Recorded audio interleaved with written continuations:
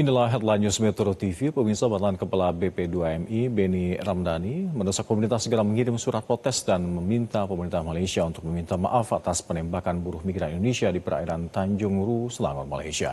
Beni menilai tindakan para petugas Malaysia ini mencerminkan penanganan banyak kasus yang kerap melanda buruh migran Indonesia di negeri jiran ini. Jadi segera Indonesia tidak boleh memandang remeh peristiwa ini peristiwa yang berulang. Kemudian kita harus melakukan renegosiasi secara berani dengan Malaysia.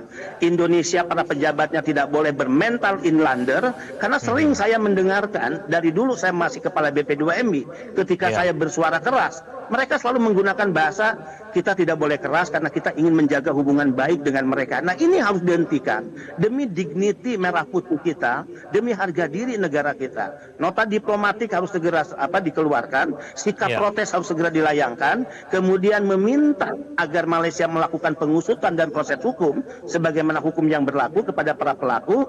Dan yang keempat yang tidak kalah penting adalah meminta Malaysia meminta maaf. Selain kita membicarakan kembali secara ke dalam langkah-langkah renegosiasi tentang penempatan pekerja kita di Malaysia. Sementara itu, anggota Komisi 1 DPR RI Oleh Soleh menyatakan aksi protes sebenarnya sudah dilakukan pemerintah ke Malaysia dalam kasus penembakan buruh migran. Ia menyatakan langkah terpenting hari ini bagaimana pemerintah Indonesia dan Malaysia memperbaiki kerjasama di bidang buruh migran agar kejadian serupa tidak terjadi lagi. Kalau misalkan kita melakukan protes, saya rasa kita juga udah protes hari ini. Bahwasanya kita tidak menerima, sekali lagi, kita tidak menerima atas perlakuan daripada dalam tanda petik kalau misalkan ini oknum ya, oleh oknum maupun oleh aparat dari Malaysia.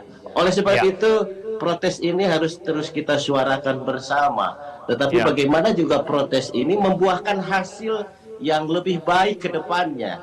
Jangan hanya saja kita protes dengan protes tanpa arah, membabi buta, tetapi substansi perbaikan ke depan.